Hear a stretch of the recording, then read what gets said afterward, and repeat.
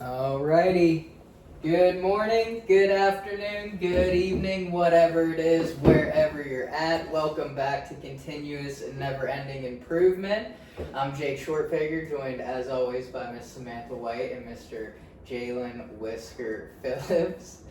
But yeah, go ahead. If you feel led to do so, just give us a like, share the video, comment down below what you'd like to hear us talk about. And yeah, but with that, without further ado, just going to give you a brief rundown of what we're talking about today. Essentially, we're going to be talking about mental habits and cognitive distortions, things like emotional bias, denial, and just cognitive distortions, which we'll break that down a little bit, but also how that affects our reasoning, and going into some fallacies, which is basically just if you could give me the definition on that real quick. Yeah, you got it. Yeah, I would love to actually.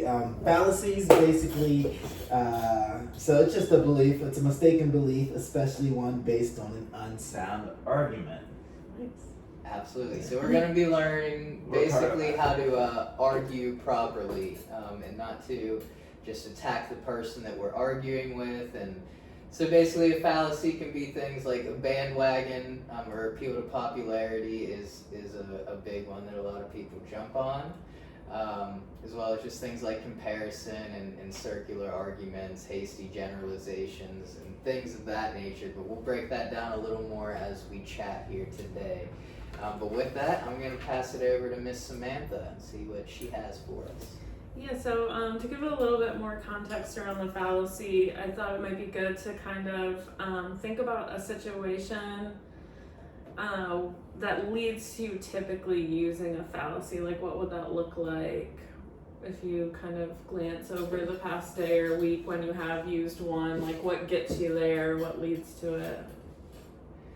Yeah, so for me, like I was just kind of sharing before we started, was just, I think, my cognitive distortions, and not being, again, emotionally intelligent, and IQ plays a role in this, but not being aware or intelligent about my emotions and my cognitive distortions enough. And when I jumped at things like catastrophizing, or just getting defensive, you know what I mean? That's a big one, I think, that leads to basing my arguments off of fallacious reasoning rather than actually accepting reality and looking at it with a sound mind and being emotionally sober, so to speak, and just aware of what I'm feeling and kind of thinking through it, open for suggestions and help on it. Not St. Francis prayer, I think, puts it pretty good. It's the seeking to understand rather than to be understood. If I'm arguing in a way that I want people to understand where I'm coming from rather than being open to accepting a new understanding of it,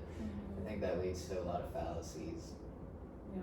That's why I catch myself all the time is failing to seek understanding and more or less just focusing on, like, without being rude, getting my understanding across, you know what I'm saying? And it's just obviously a selfish way of thinking, but that's when all of the fallacies will start to pour up, because that's all I'm thinking, and I can't think of any. If you give me a minute, I'm sure I can think of the exact example, but for the most part, when I think of the fallacies, I think I start bringing them out once people don't do the magic word and agree with me, and I don't know why it's the Jalen show, but sometimes turn it on, I mean, I can relate to that. I know, and not to say I don't do it now still from time to time, but I lived in that for a long time. Yeah. When I was in addiction, just with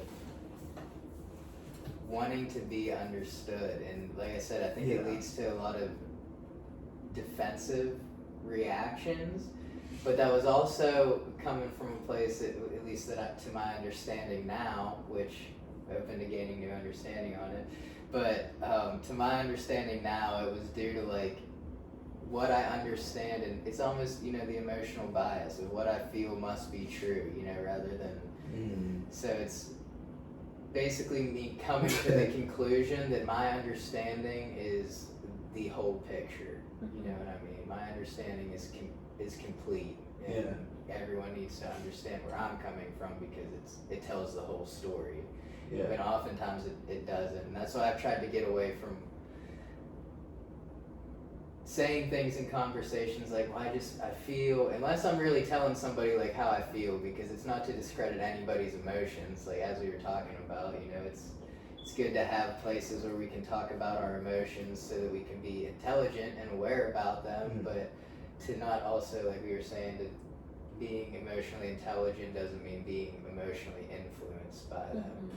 So it's trying to avoid the influence that my emotions have on me.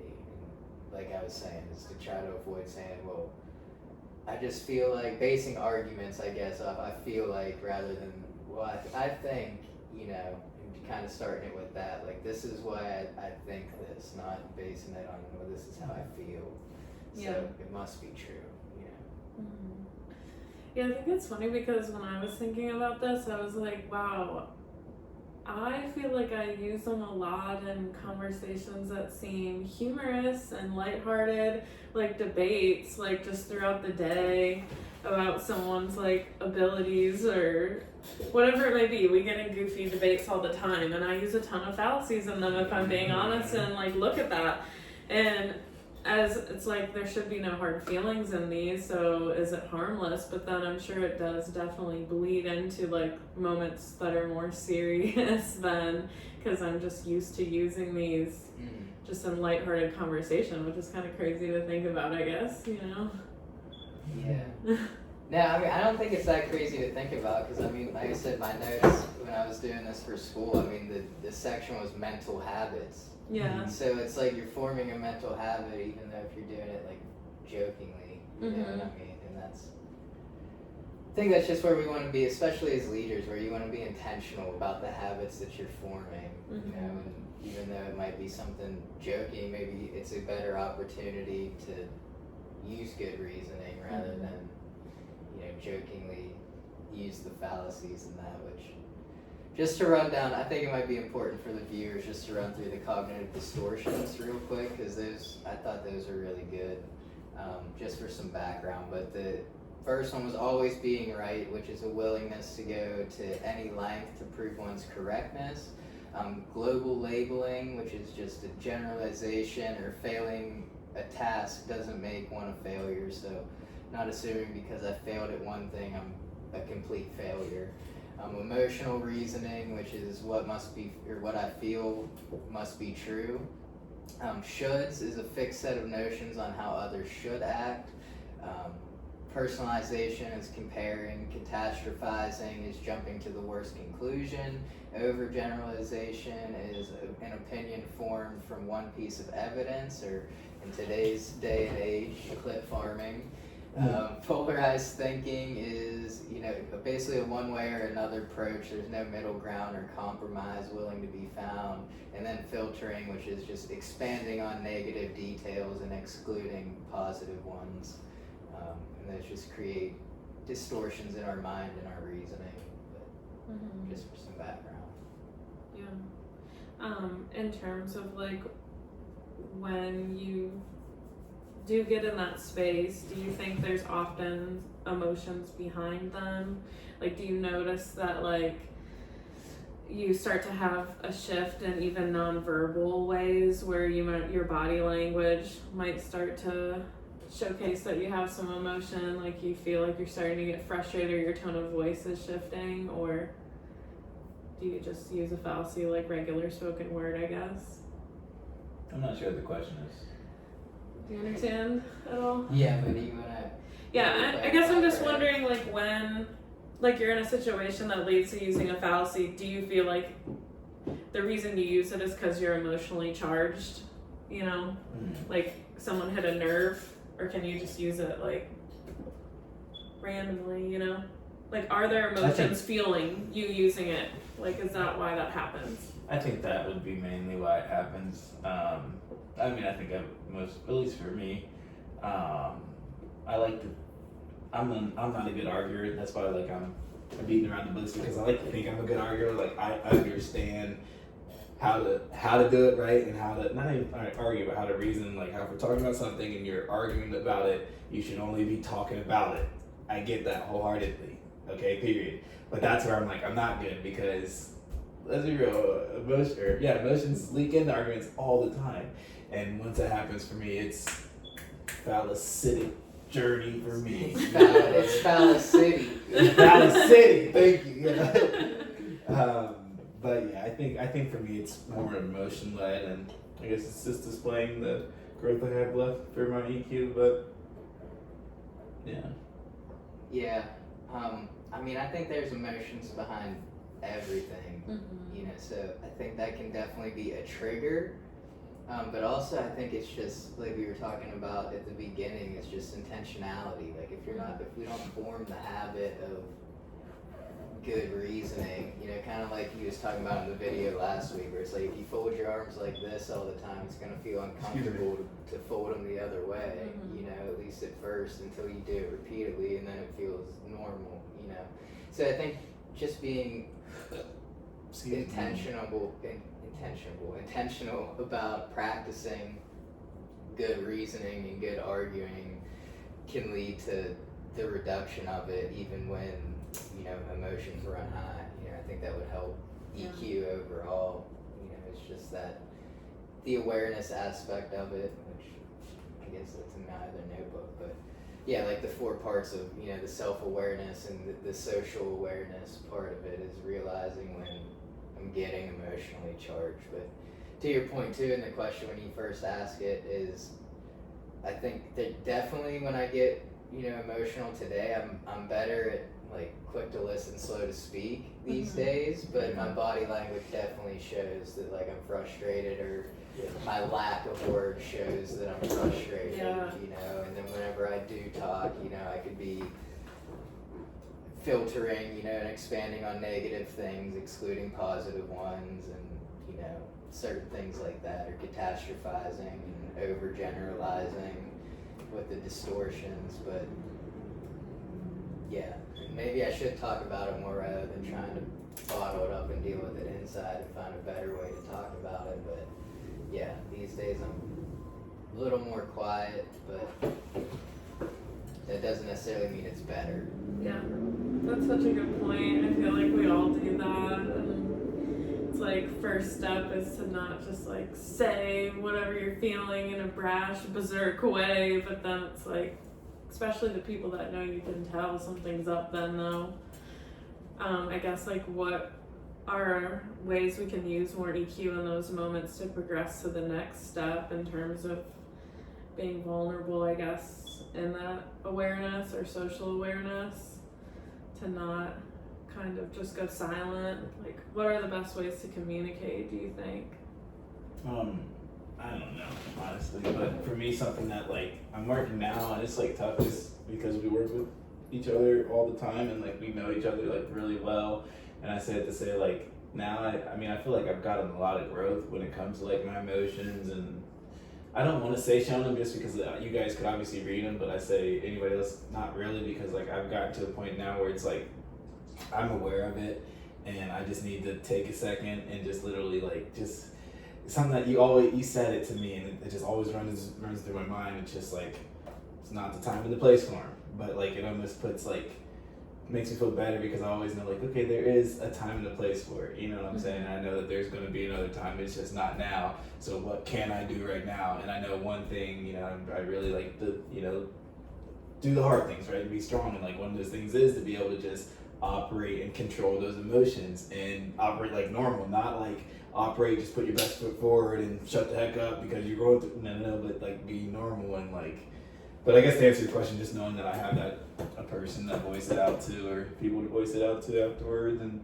just more or less thinking and planning for that and staying present, because I know that's the most important thing. Yeah, I agree with that. I think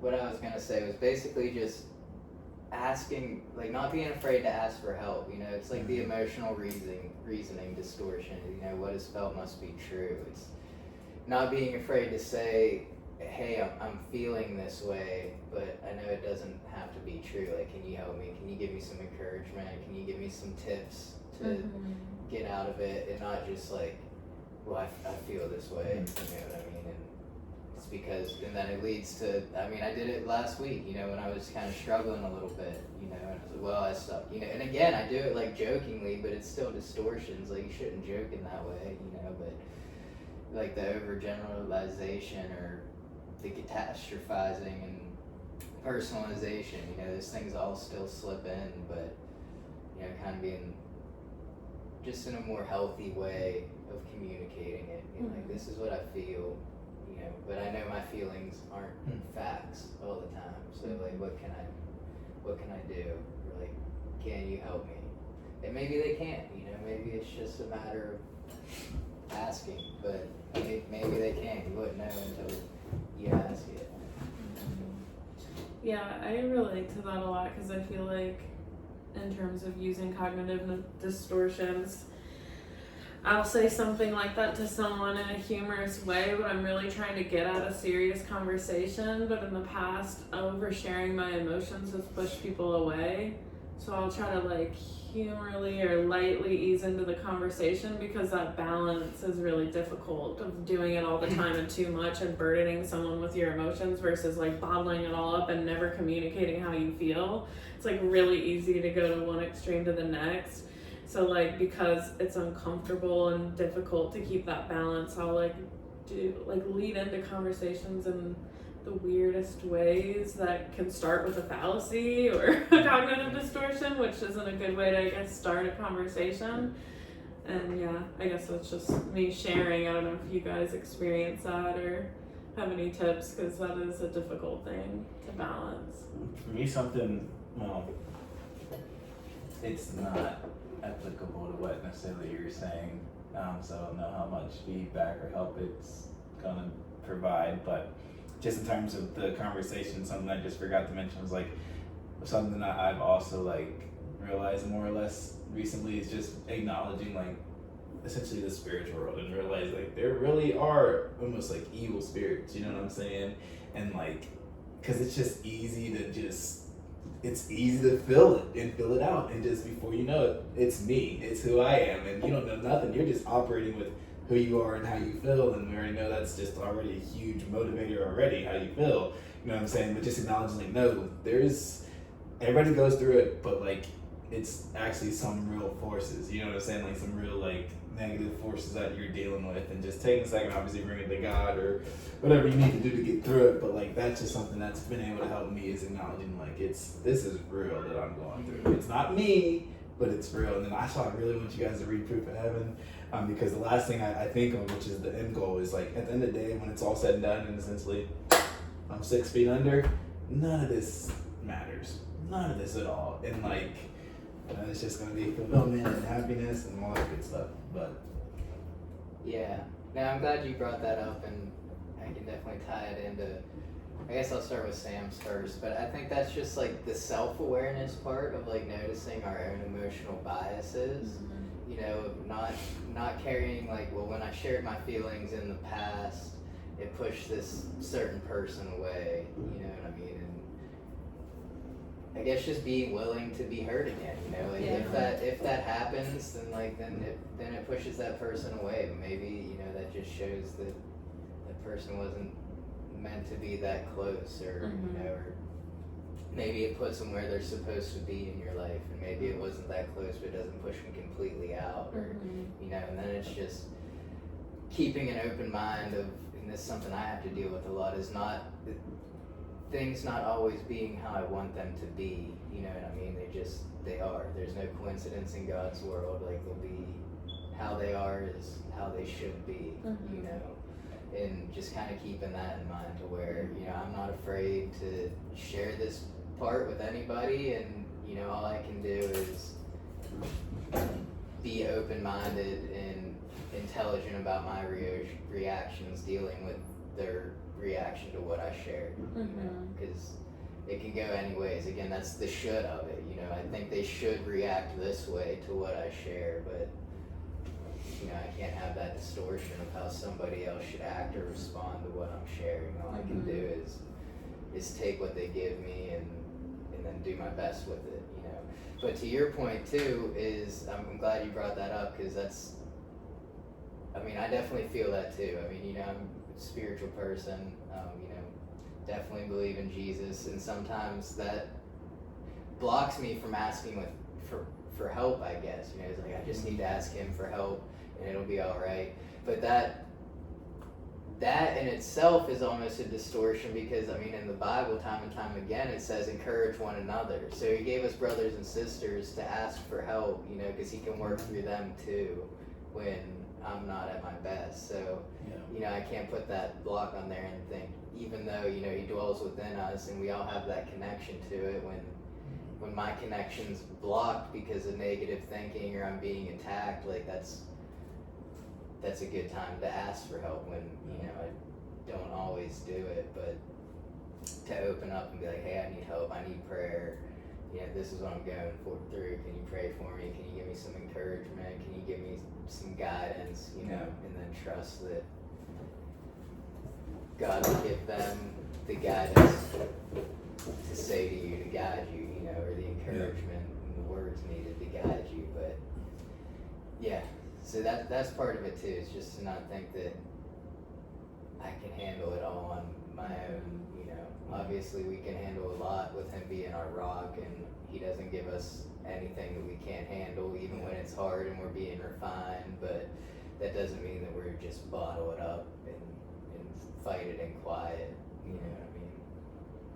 That is such an interesting, and I do agree, it is almost like a distortion that, like, I see people practice, and it's like, yeah, that can be dangerous, like, because you rationalize with yourself, like, I'm not fighting it alone because I'm taking it to God, but, like, you're missing an opportunity to move with him in a different way, if that's, like, your only response or your main go-to. Yeah. And I mean, the best example of that's been, I don't know if example is the right word, but like God himself is a community, right? Father, Son, Holy Spirit. So like, why would we fight things alone? You know, he calls us to community. His nature is community itself. You know, so yeah, I think by doing that, and like I said, you know, not everybody, maybe they don't, but just by being open to talk about it, maybe it helps them, and maybe, you know, just by bringing it to the light and confessing what I'm going through, that takes the burden off my shoulders already, you know, just by saying something out loud, I can ease the pain of it. So yeah, it's just really having faith that it's better saying it than it is bottling it up, you know, and that guidance will come, or at least relief will come when I say it. Maybe they don't need to say anything. Maybe I just need to say it in the sense of, this is what I'm feeling, you know, I'm being attacked right now. Like, I'm just, like you say all the time, pray for me, you know what I mean? That's such a simple ask, but it's a powerful one. You know? And, but yeah. What's the last, I want to hear from both of you, last prayer request that you guys had answered? You know, I just think it's so crazy because I have a lady at church who, like, you know me sometimes, and we're talking about it now, how in terms of communication, I'm a little just subtle with it, you know, and I don't really explain fully everything, and like, this is when the tree fell into place, and she's been like just worried and praying and X, Y, and give me all this advice about I need to do this with my landlord, this, and it's really just because I haven't given her really much updates, right? Well, not that I don't want to, just, you know, my brain's always moving, but it's not even on my radar at all. But I mentioned this because last Sunday she actually mentioned, she's like, yeah, man, I just been praying for you. I don't know if you should move, X, Y, Z, yada, but like, you need to take it to God and just ask him, what do you think I should do? Should I stay? Because I know you're a landlord, because at the time you hadn't done anything like with the roof or yada. But I say it to say, like, literally that happened on Sunday, and today literally the insurance came out and was on the roof checking it, because that was the last thing, was they need to get up on the roof, check it, because it's still like cracking, stuff is falling, X, Y, and Z. And I'm just like, wow, that is just so crazy, because like, I didn't even think about praying for it at all until she brought it up on Sunday, and I was like, okay, maybe it's something I need to pray for, you know. I just didn't even think I need to, because I'm cool, chilling, I didn't care what's gonna happen, right? But I prayed for it Monday, and then sure enough, Wednesday it started happening. I was like, oh my gosh, that is just so crazy. I don't know, God's works in mysterious ways, so I was curious Which ones you guys had, if any? Yeah. So I have a couple that come to mind, well, two that I'll touch on, because one was when I think I talked to you guys about it, but I was having those like wicked nightmares for like months, you know what I mean? And I myself was praying about it, you know what I mean? And this is where like community comes in again, because like I would wake up in the middle of the night, pray about it. I mean, like I was being attacked like while I was sleeping, like some of them were scary, but you know, I'd wake up, I'd pray about it, you know, just, I don't know, it's hard to explain, but one day, like at church, after, like, we have a huddle before, like, the sermon starts with all the, you know, people who are serving, and I just asked a couple people that I'm close to in church, and I was like, can you guys just pray for me? Like, I've been having some wicked dreams, like, it's hard for me, I haven't been sleeping good, you know, when I do fall asleep, like, almost every night, multiple times a night, like, there were times I was praying in tongues while I was sleeping, you know what I mean? Like, I had to be, which is a weird thing, but having to be on guard, like, spiritually while you're sleeping, you know, it's when your spirit's it rests, but they prayed for me, and I swear that night was the best night's sleep that I had gotten in months. You know, they laid hands on me and prayed for me, and it was gone. And the other one's a little bit darker, but I guess it's really how you look at it, but, you know, I was reading in the 12 and 12, and it was on step 10, which is prayer and meditation, and you know, even my sponsor was like, you know, you're pretty further ahead in this step than most people, but it brought up some good things to mind where it was like, you know, even self-will can get into our prayers sometimes, like kind of how I was talking about, like, this is how I want things to be, and praying for things to be a certain way, when it's like, maybe that's not God's will, you know, and we always end with like, thy will be done. And I was praying for my grandmother, you know, and it was the morning that I got the call that she had taken a bad turn, and I was just, you know, praying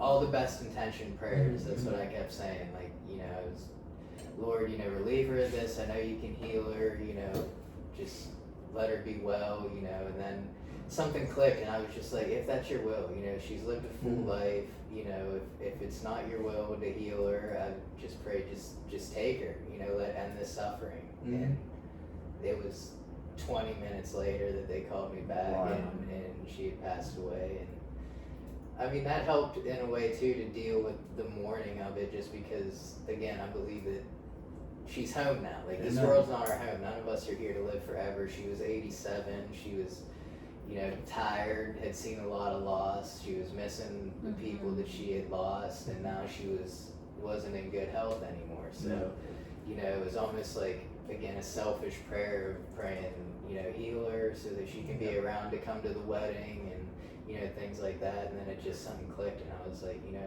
if it's not your will, then take her. Like, don't let her suffer any longer. And it was 20 minutes later that she had passed. Which I knew she was ready to. Like, she signed a DNR and like all that when she was in the hospital. So she was like, if it's her time, she was ready. You know, it was something that she signed off on. And I was just, like I said, I was glad that she got to be home for it. She was home for the weekend, so I got to spend time with my mom. And so yeah, it's one of those things where it's never easy, but at the same time, like, she went home. You know, she's at peace, and that's even what the pastor said at the service was, you know, sometimes healing doesn't look how we want it to. You know, and she got the ultimate healing of just all suffering being gone. You know, she's at home and at peace now. Amen. Yeah, for me, that's only something this question might have been a question that I needed to be asked, just because I don't ask, like, for many prayers. I can't think of anything, to be honest. I mean, I definitely have had some God moments where I was like, this just happened the other day, where I was thinking of someone quite a bit, and they, like, reached out to me, and I was like, whoa, that's gotta be, like, a God thing. But yeah, I could definitely do better at asking for prayer and seeking that. So, took something away from the question. Glad you asked the question. Nice job. There you go. I almost forgot that was your question. That's why I asked it, and I was like, you know, that's a perfect segue. And for some reason, it just was on my mind. The fact that I met that adjuster at 8 in the morning and went through that, and I was like, no, the landlord didn't tell me about this why is this happening now? Well, that's why, because you prayed for it. Long story short, you ask the question. It's crazy how it comes full circle when Yeah. you did this to yourself. That's funny. Yeah. I guess this is kind of a good way to like close out in terms of solutions and things of that nature. What do you think, like at the end of a conversation where you're using reasonings, maybe even fallacies or cognitive distortions are used throughout the conversation, what leads to you at the end of that feeling fulfilled or feeling like you got something out of the conversation? Like what typically happens to leave a conversation on a good note per se? I'm sorry, can you ask that one more time? Yeah, what leads to like a good conclusion of one of these conversations, whether or not, you know, fallacy or cognitive distortion may have been used? Like what bridges you to the path of being like, okay, regardless of how we started, we got here and feel like something good came out of it? Yeah, I think, and Jay, you might have touched on this earlier, but just being present, you know, and being open-minded and staying in the moment, that no matter how it started, you can almost like restart the conversation at any time if you don't carry like those emotions into the right now. Yeah. And it's like, there's a saying that I like in the rooms where it's like, if I got my foot in the past and a foot in the future, I'm pissing on right now. You know? So it's like, if I got that, if I'm hanging on to something they said, or I'm thinking about the next thing that needs to be said, like I'm missing the moment where like we can really turn the corner in the conversation. You know? So I think being open-minded to, no matter how we got to where we're at, we can still move forward if our feet are right here and we just take the next right step rather than worrying about the last step we took and worrying about, you know, the 2 steps ahead. It's just what's the next right thing to be said. And just again, just praying for guidance, you know, not saying what I think should be said, but you know, what do you want me to say here? You know, give me some understanding, give me some wisdom in this moment, you know, really taking that pause to move forward. Yeah, that's great. I agree. I think just being present is key to everything.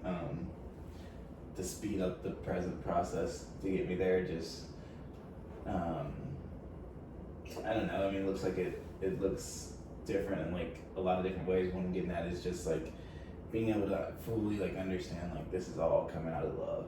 You know what I'm saying? And like at the end of the day, it's like we're on the same team, you know, and just knowing that, and that's what the initial baby step it is for me to think about before getting to present, just being present, you know. Yeah, I would say for me both of those things for sure, and then also having an aspect of empathy and some self-awareness, like vocalizing it, whether it be a vulnerability or just acknowledging someone else's and having some empathy in it, oftentimes softens a conversation up, even though it might have started a little brashly. Yeah, absolutely. And then I don't think I've asked a question, so before we wrap up, I'll ask, which, and this may be a 2-part question, but which of the cognitive distortions do you think you need to work on most, and or ties mostly to like emotional intelligence? So like would, I guess, hamper our emotional intelligence the most? Can I see them again? Yeah. Sorry. No, you're good. You're down here.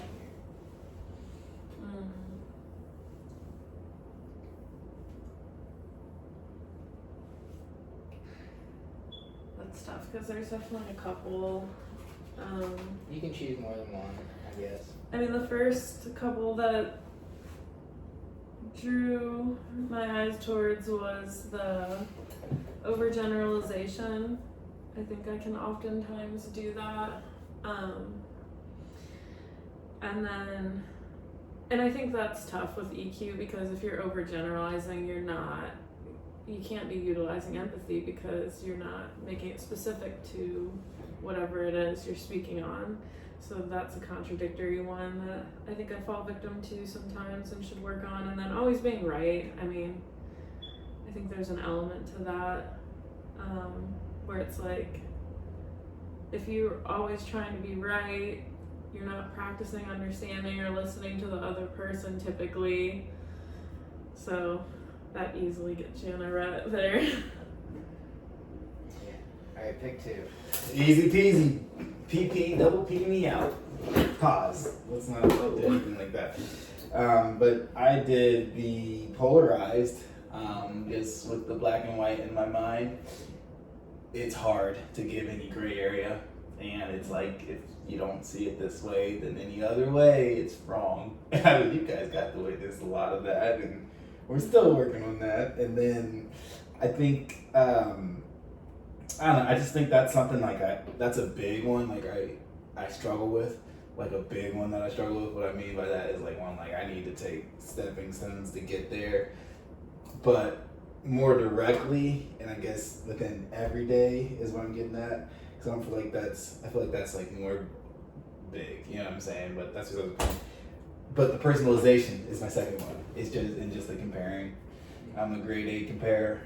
Like, I'm really good at it. Like, I can tell you guys 2 different things right now that you're not doing, I'm doing. No, kidding. But no, on some real stuff, that's the big one. I just catch myself comparing all the time, and it's just so tough because it's like, the gifts aren't yours, these gifts aren't ours. Like, God gives us gifts for a reason, and why would he give everybody the same gift?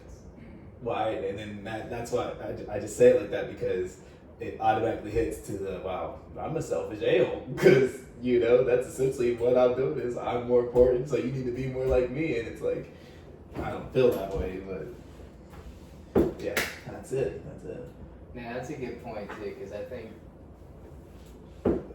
it's important to embrace other people's gifts, even if rather than wanting to, like, well, I want to be that good at that too, rather than being like, man, I'm really glad they're that good at that, you know, and what can I add to it, you know, like not trying to boost, like, I need to get better at this because they're that good at it, you know what I mean, just being thankful that, thank God they're that good at what their gift is, you know, and maybe I'm in another one. But that leads me to mine. I think filtering is a good one for me, which is just expanding on negative details and excluding the positive ones, which is,